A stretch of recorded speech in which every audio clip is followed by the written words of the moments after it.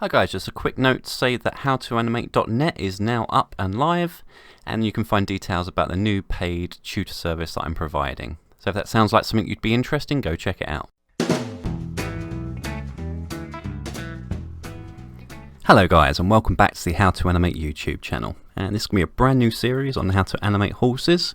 So horses are a lot of fun to animate, but I would say this is more of an advanced class. So yeah, if you're a newbie, then probably best to go back to some of my earlier tutorials and run through those first. But yeah, so I found this lovely bit of reference from the film, I believe it's Ella Enchanted.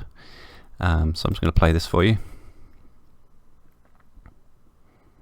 It's an absolutely beautiful bit of reference. So let's just break down exactly what's going on. So the rider is in full gallop during this bit. He then pulls back on the reins.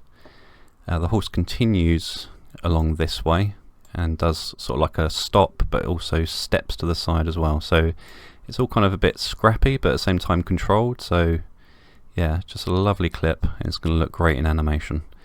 So I'm going to go ahead and download a horse rig I found, and we're going to get into Maya, and I'm going to explain how we're going to animate this. So here we are inside of Maya, and I found a very nice horse rig from Mothman TD. I'll leave a link in the description so you can download it if you want. Yeah, this rig is very nice. I'll show you one thing I really like about it is you've got two FK spines in it. So you've got one that goes down in this direction, so you can pull the horse forward this way, but you've also got one going in the other direction, so you can actually lower the back that way as well. So that's very clever, and that's going to come in handy. So one of the main problems with animating horses I find is you have to do a lot of work with the cog here.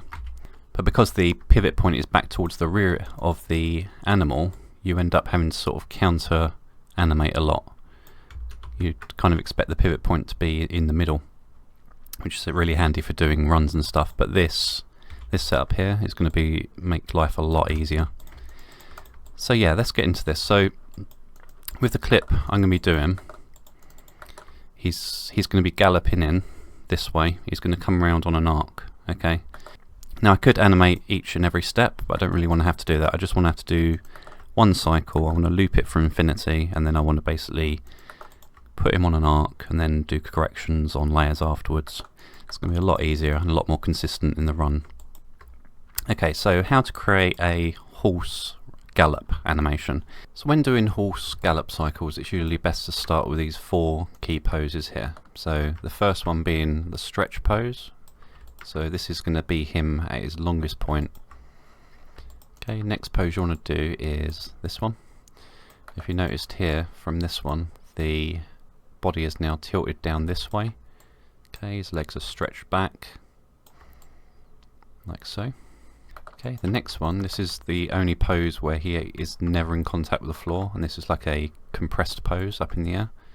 So it's kind of like a spine reversal from frame 1 to 3. You see that? So this is where the power of the run comes through. And depending on how powerful you want this run to look, you could really push these poses very far. So you could really stretch this out and really make sure this C shape going this way is really defined. And the same here, I could probably push this a bit further as well, just to get that power. Okay, so the 4th pose is this one here. So if you notice this way, the body is now tilted at this direction, which is the opposite of 2. So you get this rocking back and forth motion. Okay, so with these 4 poses, you can already see that it can kind of loop. Okay, so here's a tip for you guys when posing these legs. Don't ever rotate these main controls. You always want to be using the controls here in the channel box. So the reason for this is if you start rotating this, you're going to have to counter rotate using these controls as well, which is going to make it really hard for you. So always keep these completely flat to the floor. Obviously translations you need to do, but never actually pose them by rotating them. You have a much easier time of it. And if we just play it, you can kind of see it's working, but we need to add a few more frames here and there just to get this to work nicely. Okay, so what we're going to do from here is add some more frames to smooth this out. Okay, so what we're going to do on our timeline is drag this out to 9, so we're going to be working with 9 frames here. Okay, then what we're going to do is basically just add a frame in between each of our keyframes here. So this will bring total up to 7. So now I'm just going to copy and paste the first pose onto the end. Okay. Now if I play this, already it should look a little bit better than it did. So the computer's starting to add some frames in. Now obviously the computer doesn't quite know what's going on, but it gives you a good basis of where to go next. So I'm just going to go through and clean up these poses, and then I'll show you what I get.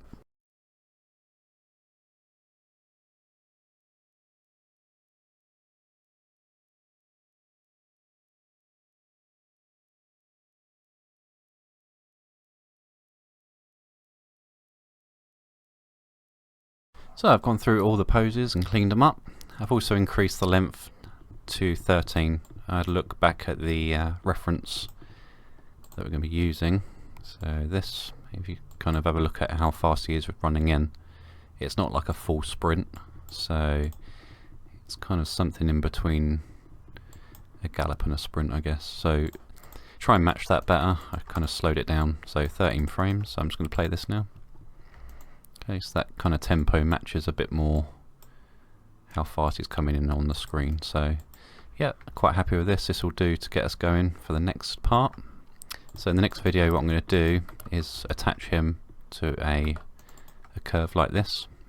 I'm going to mount a rider on him, do all that good stuff, and then once we're happy with that arc coming in, going to clean that up using layers, and then we're going to start on the actual stopping part itself. So I hope you guys found this useful. If you're looking for more horse resources and how to animate them, there's a video on YouTube by Richard Williams, and basically takes his drawings from the Animate survival kit, and they're very handy to have a look at as well.